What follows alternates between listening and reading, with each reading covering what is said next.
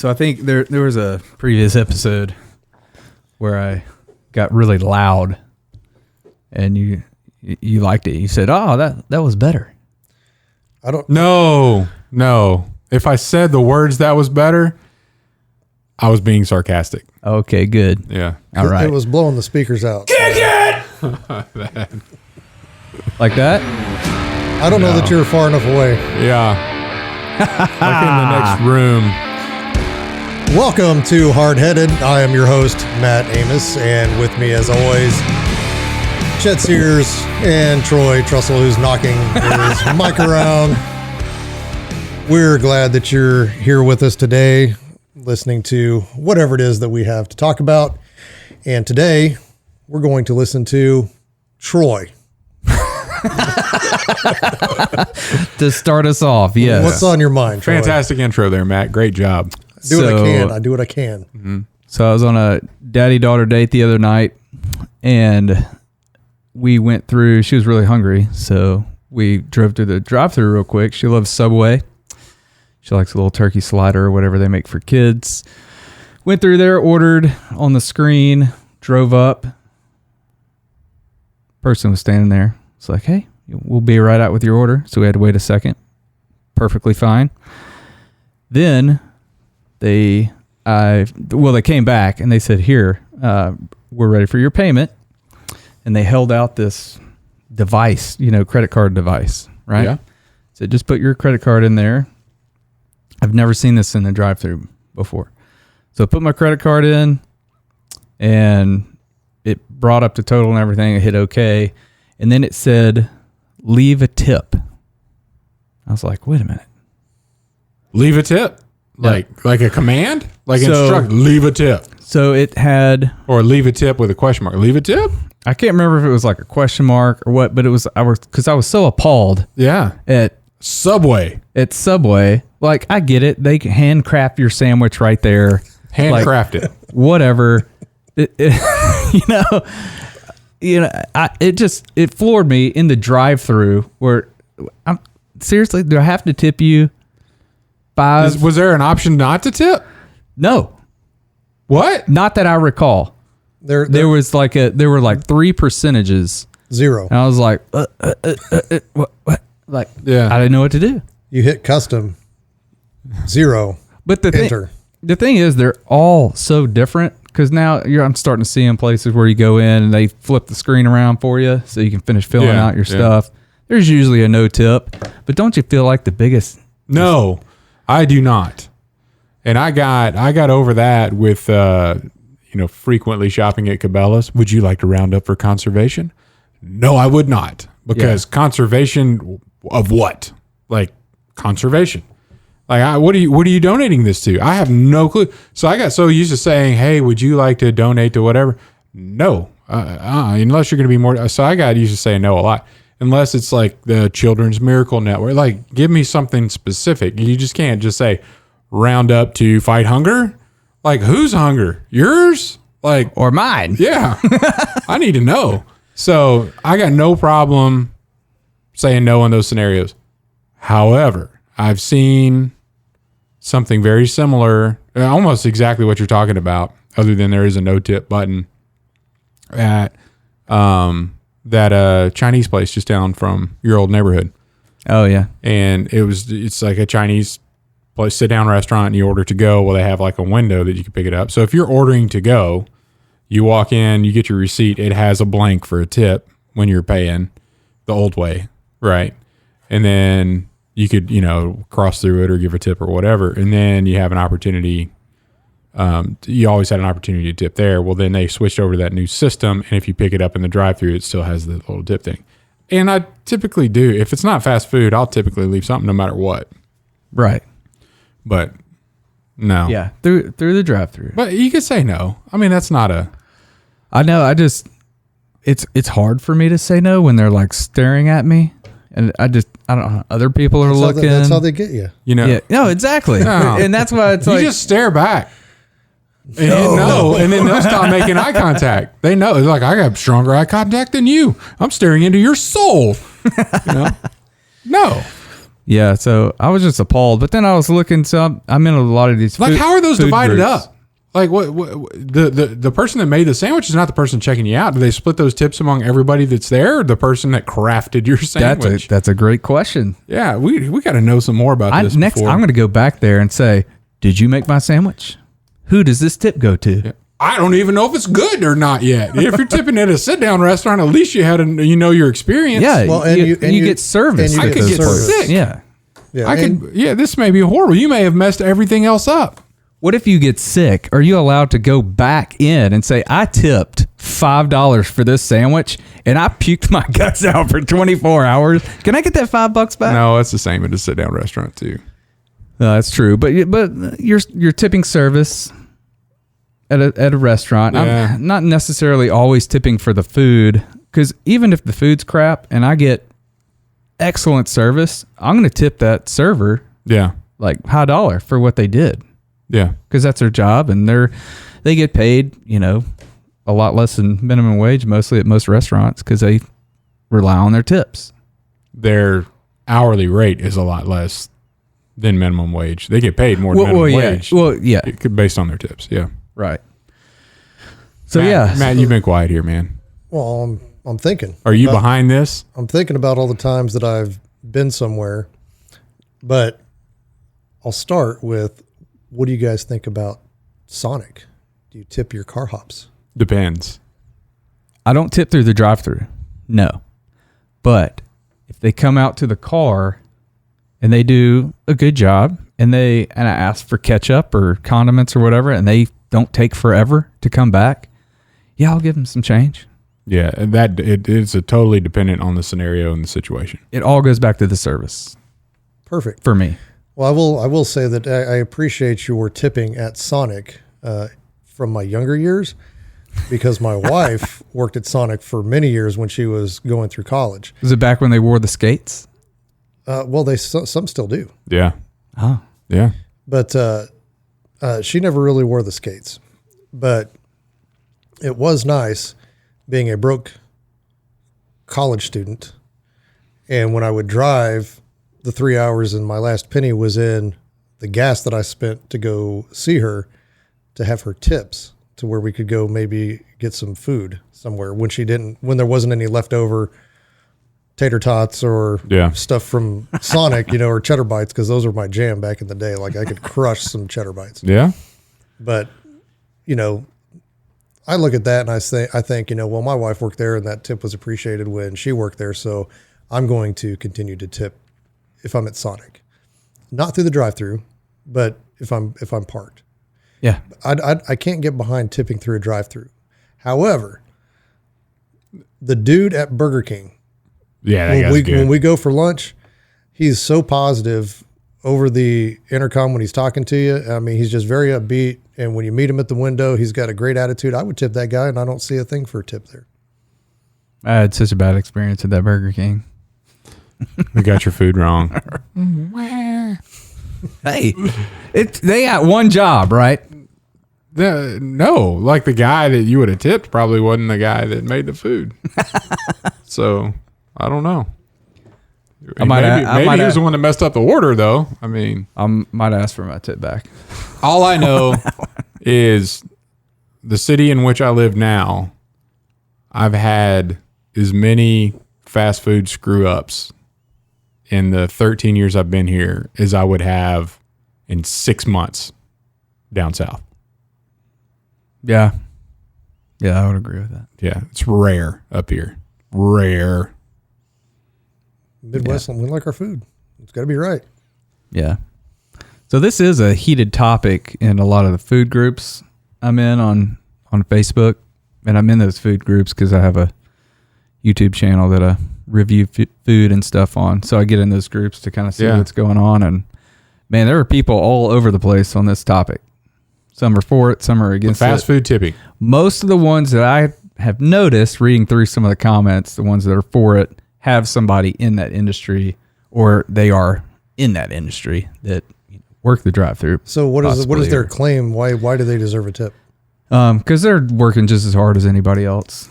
To you work just as hard as anybody else. Anybody tipping you? I know.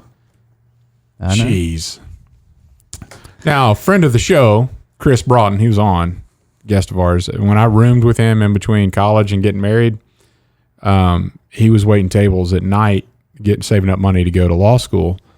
And so I learned then, as a waiter, you learn how to, get the kitchen motivated, not to mess up with your stuff. And then the other question I asked him, this was pretty funny. Of all the people, because I've always heard, that the Sunday crowd is the worst tipping crowd in existence, like the churchgoers. Yeah. And so I asked him flat out. I was like, dude, is that true? He's like, oh, no. And I'm like, well, what's the worst people group? What do you guys think? Church, certain kinds of fans of things. Like you could identify people by their, what they wear and who they support, and No idea. NASCAR fans. He said if I see a crew walk in and there's like 3, Dale Earnhardt shirts, then I probably won't get tipped. Like if you're the NASCAR crews, we're the worst tipping people out there. So no offense to you NASCAR fans that listen to the show, but you got to step it up. You got to step it up for the rest You got a of them. reputation out there. I think the movie Waiting represented that fairly well, because the worst tipper looked like he would be a NASCAR fan. Not to stereotype people by what they look like. But Yeah. I hadn't seen that movie in a while. But. he's probably a NASCAR fan. But yeah, I thought that was pretty funny. But because of that conversation though, like I was what I thought a decent tipper, and I was asking him, what's a good solid tip, and he was like higher than where I was. So I changed my behavior. I've always heard 20% or more. Yeah. Is a good tip. That's where we are, even teaching the kids this, because they'll go down to. We got a couple restaurants that are really close. Like 20%, unless something really went wrong and they did not treat you well because of it. But 20% is a good place to start. Yeah. So 20% your start? Yeah. Yeah. For me too, yeah. And if it's bad service or something went wrong, I'll still tip. I just might not make it to that 20%. Yeah. If it warrants that. Right. But they're always going to get something. Mm-hmm. And I'll even go the extra step when it's really good. I'll try to slip in the cash as the tip. Typically still pay with the card, but I'm going to go cash with a tip. Oh, yeah. So it's untraceable. Under the table. They can choose to file if they want to break the law, they can break the law. But I may make it easier for them. You're an enabler. Yes. Yes, I am. So if I come across that, man, no tip. No tip. No tip for you. I mean, how would they even handle that if it was cash? Now, I'm okay with the tip jar at the drive-thru. Like for cash? I see those all the time. Yeah, I'm good with that. I've dropped stuff in those a lot. Stuff or cash? I don't ever pay with cash, so probably just stuff. I'm just kidding. Here's a receipt from my previous purchase. Here's a button. No, but yeah, I just don't use cash anymore. And I think they're catching on. Like, people don't use cash, so let's just put the tip right here on the credit card machine. Well, now I will say, speaking about tips, I had incredible service a few weeks ago at Kebabs North. Have you been there yet? Oh, Not yet. Where is that? Pakistan. North, yeah. It's like you get transported Nice. to another country when you go in. Yeah. And so my daughter had soccer practice, and so we were all there, and it was like, well, I'm hungry. What's for dinner? I was, you want to just pick something up on the way home? I was like, well, we're on the north side of town. I was like, let's just go over to Kebabs. And she's like, where? I was like, Kebabs. So we go in, and it's a Middle Eastern type restaurant. Mm-hmm. And so my first time, I eat there maybe once a week for lunch. But it's my first time actually in the restaurant. Never actually been in because He has a friend of his that goes in and gets the food out for for lunch. Well, yeah. So normally it's this guy, right? Yeah. and he'll go in and get the food. So he's always coming out like, yeah, they had this up on, you know, and it's like the India Bollywood music videos Okay. blaring and on TVs. They set the mood right out of the gate. I'm all for it. You know, I mean, it's your restaurant, and it's kind of, yeah, it's pretty cool. But like the first time in there, I was like, I got to record this. This is... Well, I like different atmospheres. I mean, Well, it's like the first time I walked into the Cajun Shack, Cajun restaurant in Wichita, Kansas, and saw crawfish traps hanging from the ceiling. Like, I know I'm going to eat some good food here. They're bringing the home here. And the same way when I walked into kebabs, felt like this is probably going to be pretty authentic. yeah. and it is. But I normally ate there for lunch. And so when it gets here, you know, it's in a styrofoam container, you know, and you got your naan in the aluminum foil. They've got it all kind of wrapped up. I did learn. Like, can I talk about the education here? Yep. What's your idea of a kebab? Oh, meat and veggies on a stick. Yeah. No, that's not correct. That's the American version, I'm guessing. Shish kebab. Shish kebab is the American version. I guess shish means skewer, like lure. But like the kebab, it's just meat, like meat and some onions and whatever on a plate. Like so it's not shish, it's just kebab. So, well, at Texas Roadhouse, if you order the kebabs, they come on a skewer. Yeah, because they're American. Texas. So They're American for now. Hashtag Texit. Texit. That's the thing. They're like, hey, we're gonna secede from the union again. Another one of those. Yeah. Here they go again.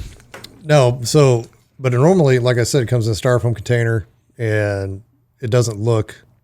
The food's phenomenal, you know. But But you can't do presentation. You can't do presentation Yeah. on you know, a delivery. Just like that delicious sushi bowl that I bring in here sometimes, and y'all are like, "What is that From the gas station. What is that gas station trash you're bringing in here?" So that was actually from a restaurant. Yeah. Oh, okay. A very delicious one. But so I get in there, and there's nobody in the restaurant. It's like me and one other guy. That's it.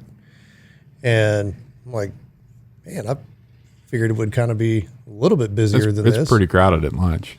And so night goes on, we're eating, and then all of a sudden, everybody starts showing up. Nice. And I mean everybody. And the waiter comes over and goes, well, I was like, man, a lot of people coming in. He goes, yeah, it's Ramadan. And so they can't eat, you know, throughout the day. And so until after the sun sets, and then everybody starts showing up. And I mean, and then it was almost like being right back in Afghanistan with everybody eating and that time of year. Cause I was there during that time of year, and it was a very cool experience. But back to the waiter. So this dude, I mean, if my water in my cup, if I had taken a drink out of my glass, he's right there with the water, fill it up, you know, and he didn't speak English hardly at all. I mean, I had actually trouble communicating because they have a buffet in the evening. No, it's at lunch too. You wouldn't know. You've never been inside during lunch, okay. But yeah, they have a. But so it stayed open through the whole COVID shutdown. Yeah. Well, and they give you a glove that you wear, plastic mitten that you have to wear. Yeah. And you can go get your food with the plastic glove and go back to your table and, you know, do whatever. But he's like, you know, you want the buffet? Cause he just figured everybody was coming to get the buffet. And I was like, no, I want my normal. I want the USDA prime beef kebab because it's not steak. Yeah. It's beef kebab. It's steak, meat. And like I called up there to order one time, like this, I'd like the steak kebabs. What? Like the steak kebabs. What? We don't have that. I'm like, yeah, you do. Like we eat it all the time. And they're like, no. And I said, what kind of kebabs do you have? And they're like, well, we have the chicken kebab and we have the USDA beef kebab and we have the, like, yeah, that's what I'm asking for is the steak kebab. And they're like, what? Like we didn't say steak. So anyway, I ordered this. You have to order the USDA beef. Yeah. Like it's All right. But he was super shocked that I didn't want the buffet. Now my wife and kids, they got the buffet. I'm not a buffet guy. That's just not my style. And so they go back and they prepare the food and it comes out. And I mean, it is so beautifully plated. Just orchestrated on the plate there. It was, I was like, this is what I eat this might be too fancy for lunch. Like, Yeah. it was super cool. And then they bring the naan out to the table and I just went, and of course my wife and kids are using silverware and I just went full Afghan style, just tearing the bread and eating it and dipping it and looking around and noticing that I'm not the only one. So I was like, okay, Nice. we're good. Yeah. But I mean, that guy was on point with literally everything. And we didn't speak the same language at all. But his service was phenomenal. So I tipped him very well. Yeah. Circling back. Circling back tips. to As well as you should have. how did we get here? As well as you should have. Yeah. I don't know, but before we jump into our top three, I think we should hear from our sponsor. Oh, got to turn it up. Yeah. I got some Admiral's Pennant beard oil in the mail, and I tried to open it up, but then I realized it's not the lid right here. It's actually taped in the middle. So That's fancy. For those of you that are going there and buying that, all you've got to do is just open this thing up. I've got a dropper. It comes with a little bit of a... So they actually come with an orifice reducer or the dropper. Put So whatever method you couple prefer. drops in your hand and rub it in. Oh, I love that 1815, man. It smells so good. You know the good thing though? So I can't good. smell you over here. Yeah. That's good in a couple different ways. It's good because I don't stink, and it's good because this isn't overpowering. It's not like wearing cologne, but it's right under my nose, so. That's the good stuff. Check it out. admiralspennant.com. Welcome back. All right. We are ready to move on to our top three.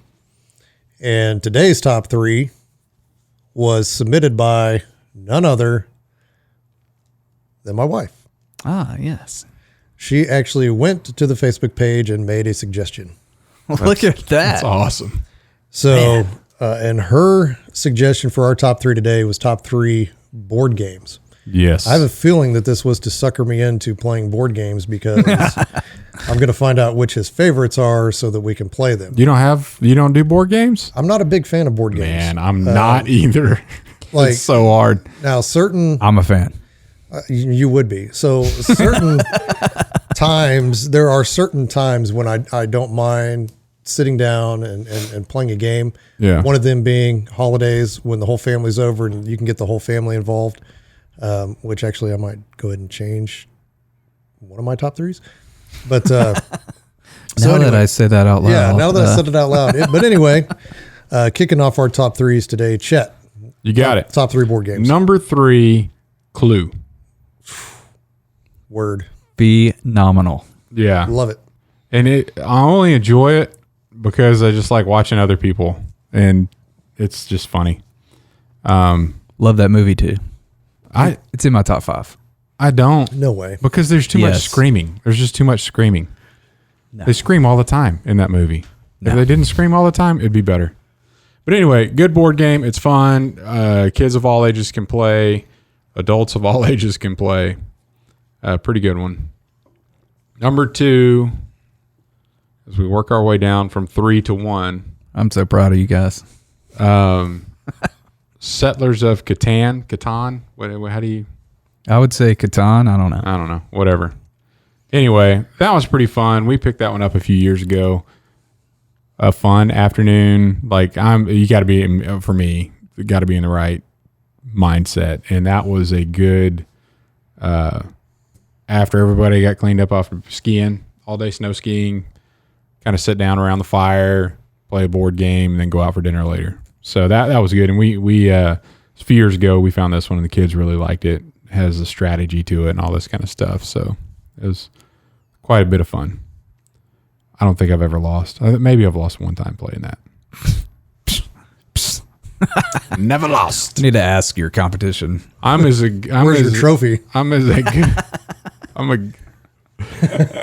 I could win that game like Matt can shoot clay pigeons at 1,100 yards. And number one, and this is like number one by far. This one I really enjoy. It's called, and you guys are not going to know it, I bet. Trekking the National Parks. Yep, I knew it. All-knowing Matt Amos. Only because he's brought it up about 3 or 4 times at the office. Oh, I have. Have I? Yep. I like it that much. Is there a question in that game about Boundaries? two National park boundaries? parks being connected? They're or not connected on the game. They're not connected on the game They're either. connected in real life. No, they're not. Okay, I don't want to bring that up. Anyway, this game is a whole heck of a lot of fun. The board is the United States, and they have all the national parks on there, and you're trying to get from one point to the other and score more points by doing certain things and getting to certain places and rolling certain things, and it's just you have cards that you get and you can buy things with them, and a whole heck of a lot of fun. It's won quite a few awards. It's somewhat educational from a geographic perspective, and you learn a little bit more about the national parks. It's from Underdog Games. Never heard of them before, but I think we ordered it off the internet. I don't think this is one of those that's going to be sitting on a shelf in Walmart or Target or anything like that. But I recommend it. Like it's a lot of fun, and our kids enjoy playing it too. Not younger, probably. I'd say around 7 or 8 and above would be fun with that. But yeah, we really enjoy that. Very good. You want me to go or do you want to go? I think you should go. You think I should go? All right. So number 3 is Clue. Hey, have I ever told you how wise you are? Only when I agree with you. But I do like Clue because you're looking at everybody else, and it's kind of that investigative, trying to figure out who did what and where. Mm-hmm. I don't know. It is kind of repetitious if you played enough. Yeah. But then you just start asking questions that the really good people are like, what? I thought I already had what? Yeah. Why is he asking that again? Wait, what? I mean, what did I write down? Yeah, I just mess with people's heads. Well, that was always a fun game growing up. The next game on my list is the one that I'm thinking about changing. I'm not sure. Everybody is tied up in suspense over this. Pins and needles. So I think I'm going to have to go with Scrabble. Okay. Yeah. It's a good one. Or Boggle. Boggle. I haven't played that in a long time. I like word games. Yeah. And I typically don't get beat playing word games. But I played with my buddy. I played with his son. And I say his son, you think a kid, but, he's college. Mm-hmm. He's out of college. And, I'm like, they were telling me when I was over that he's really good at Boggle. And I said, well, I am too. Words are kind of my thing. It's something I'm really good at. That's it. I'm the best at that. Not shotgunning. I didn't say the best. But I'm good with words. But I said I'm pretty good. Yeah. And they said, well, good luck, because we stopped playing because we never win. And I was like, oh, well, it sounds like I got a challenge. And so we started playing. And to my 30 some odd words, he was like 56. I mean, yeah, blew me away. Every single game, he just blew me out of the water. But I enjoy playing that or Scrabble. Yeah. Boggle's actually probably a little bit more fun for me than Scrabble because it's more options. Well, and it's faster. Yeah. Because you're based on a time limit, which I like time limits on games. Yeah, that's not too bad. And then number 1 is Sequence. So my wife just bought that game for our kids probably 2 weeks ago, maybe longer. But the 2-year-old got into it, and I've just been picking up pieces and throwing them in the trash. Oh, got into got into the board game. No, let's play Sequence, Dad. No, got into the box and started taking all the pieces. I was going to say, Yeah. because it would be kind of a hard game for a 2-year-old. Yeah. Not to distribute pieces throughout the house. I started collecting them, and then once I started finding them upstairs, around the corner, outside. I was like, forget it. If they want to play this game, let's buy it again. Because good grief. But I say all that. I've never even played it. So tell me, what do you do in that game? So you are dealt cards, and your card matches the deck that's on the board. And so if you have that card, you can lay it down. You pair up with teammates, and you try to connect 5 of those discs in a row by matching cards on the board. And one-eyed jacks take away your opponent's piece. So if they're getting ready to line something up and you've got a one-eyed jack, you put it down and take, one of the, whatever those things are called, away. One of the chips. Yeah, chips. And then two-eyed jacks, you can add a piece anywhere you want. And so it gets pretty competitive around the holidays at my house because my father-in-law has this like board that he made that rolls out. And then he's got like this little container for the chips that he puts out. And it's a pretty big ordeal. Well, recently my youngest has gotten into playing. And so she'll sit there with us and play. And I teamed up with her. And at the end of the game, we lost, but she's holding on to 3 jacks. So it gets pretty contentious because I'm like, you had 3 jacks. We could have won 20 minutes ago. But she's slowly learning. And then she learned just enough to where when we switched teams, they won. Because she was utilizing the jacks because the jacks are key. So we play, we have sequence states. So the cards are a state capital, and the board has the state. So the kids are learning or have learned state capitals for all the states because you got to know which one goes with what to be able to play. Very good. A lot of fun. I like it. That's a good one. That was your number one? That was number 1. Right on. So Clue is on my list, but I'm going to call it Audible. Okay. Since it was on both of y'all's lists. Because I did have a few more. But so I'm going to go number 3, Mastermind. It's not technically a board game. Well, it is a board game, but it's for one player. But my sister and I used to play. You have this little thing that hides little pegs, and they're all different colors. And you have to try to figure out what sequence they're in by putting other pegs in the board. And it's like this long... You lost me at Mastermind. I think we have it. Yes, you do. Yeah. And it's my grandparents' old game, and Ashley and I used to play it all the time at their house when we were younger. Okay. So anyway, look it up, check it out. I don't even know if you can still get it. Yeah. So maybe an antique. Could be. Anyway, it's a lot of fun. eBay. Yeah, there you go. And then number 3, a good friend of mine. That was number 3. Sorry, number 2. Okay. Well, yeah, because I got rid of Clue. You called an Audible. I called an Audible. Screwed everything up. So number 2, good friend of mine growing up, he would hide any kind of sugar candy in this little 18-wheeler truck under his bed when he was a kid.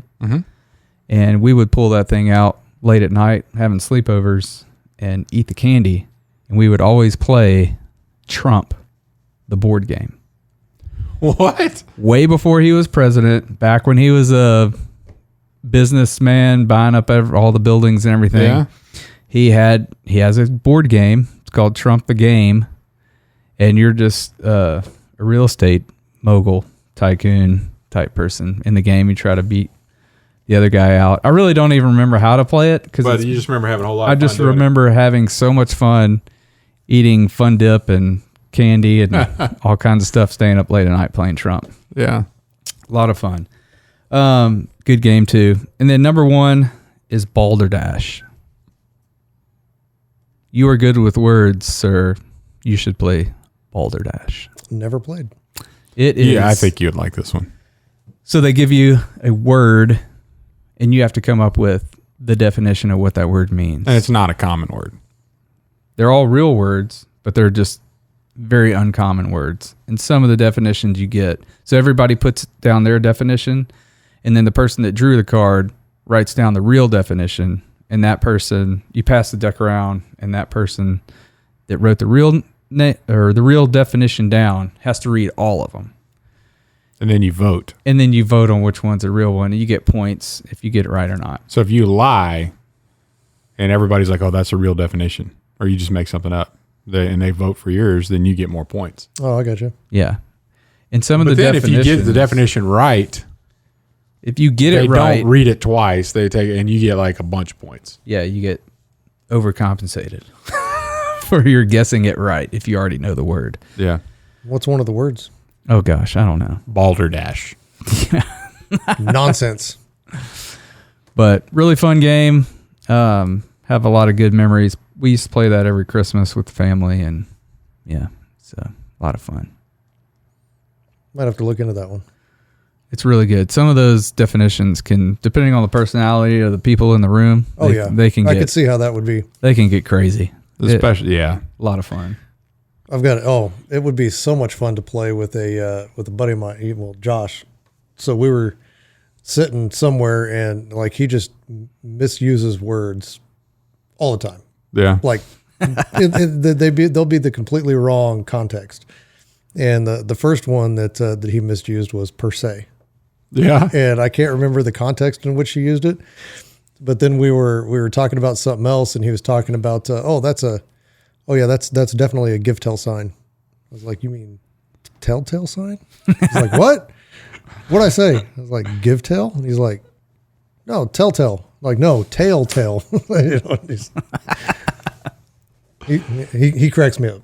He's funny. That's funny. Yeah, good stuff. Good games. Good suggestions. I'm actually going to check out Balderdash. I don't know that we have that one in our cabinet, although under our TV we have two huge cabinets, and I mean it's completely, absolutely full of board games. Oh yeah, But I don't think Balderdash is in there. We like cards too, you know, Uno and whatever else. oh yeah. But that would be card games. These were board games. Yeah, I know, but I mean I'm just saying. We could do a amongst all the top games. 3 card games in the future, maybe. I got a lot of those. Uno, okay. Yeah, maybe so. Those.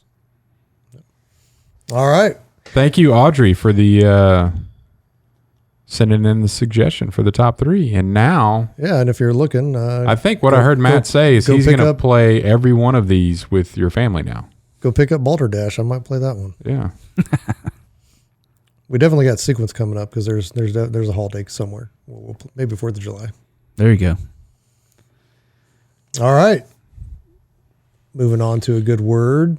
Chet. The good word of today is legacy. So I was fishing the other day and on a rod and reel from my dad that my dad had. My dad passed back in 2019. And I went into the tackle box. There's just a little, line and hooks and weights. You guys are very big fans of hooks and weights. Oh yeah. But he had pre-rigged some leaders with some hooks. And I was just thinking, I'm about to use something that my dad tied the knot on. And I don't know, it just kind of hit me. Like there's still stuff today that I'm using that he did a long time ago. And so then I started thinking about, just like legacy, like what am I doing today that is going to have an impact on my kids down the road, their kids down the road, and how long is that going to last, and how impactful can that be? So I don't even know how many years ago that he tied all this stuff up, and I know he probably fully intended to be the one that used all that stuff that he had rigged up. But number one, it's good enough equipment to last that long. The knot still worked, all that kind of stuff. It was still lasted. But then I started looking at, like what he had left and completely not on the material side, right? Just the legacy that somebody leaves. And the scripture I came across Proverbs 13:22. A good person leaves an inheritance for their children's children, but a sinner's wealth is stored up for the righteous. And inheritance here, and we know, like in 1 Timothy 6, the love of money is the root of all evil. And how possessions are talked about in the Bible. So I choose to think this inheritance that we're talking about that's being left for, your children's children. So we're talking about something that'll last through the grandchildren is not a material inheritance either. It's a legacy of good things that last. And I think about my dad. I'm thinking about, his integrity, his love of Scripture, his his enjoyment in debate, all kinds of things that I think that was passed down. Yeah, no doubt about it. But honesty, his caring for family, all those things are a legacy that he left that my kids had a chance to experience by getting to know him. And so I think it's important for us to be focused on those things too, because a lot of times, a lot of what we do, whether it's trying to build up our 401k or leave a whole bunch of money for our kids so they're better off than we were. At the same time, if they have all of that wealth at the end of your life that may be passed down to their kids, who knows, but they don't know who you were and they don't have the positive characteristic traits, passed all the way through, then you're missing the boat. Like the legacy that you're going to end up leaving is truly in those intangible moments, the time you spend together playing board games. Those memories that you have with your friends and with your family are not, you can't go buy that, right? It's a legacy that you can leave that takes with spending time, sharing things with each other, teaching, learning, experiencing things together. And so anyway, I think we need to focus on that. That's really what's important, is not passing the things that need to be passed down from generation to generation are not things you can go buy, right? It's the character traits that you can leave a legacy with. Yeah. I think we've touched on that a few times before. Just being present and being the dad that God calls us to be. Yeah. So, yeah. Very good. It's a good word. All right. I like it. Thank you. You're welcome. I'm excited because Matt gets to take us on out of here. Ain't happening, boy. Well, why don't you at least play some outro music? I can do that for you. Well, maybe. You want to do this, or you want? Sure. Okay, go for it. All right, ladies and gentlemen, thank you for listening to another episode of Hardheaded. Please leave us a comment, hey, if you didn't like this episode, dislike it. We like engagement. Just get engaged with us and keep us on the radio. Is this a radio? It can be. It can be. Find us on YouTube, Rumble, Apple, Spotify, wherever you find podcasts. Hardheadedpodcast.com.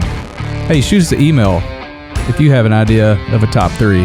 Hardheads at hardheadedpodcast.com. I like it. We'll see you next week.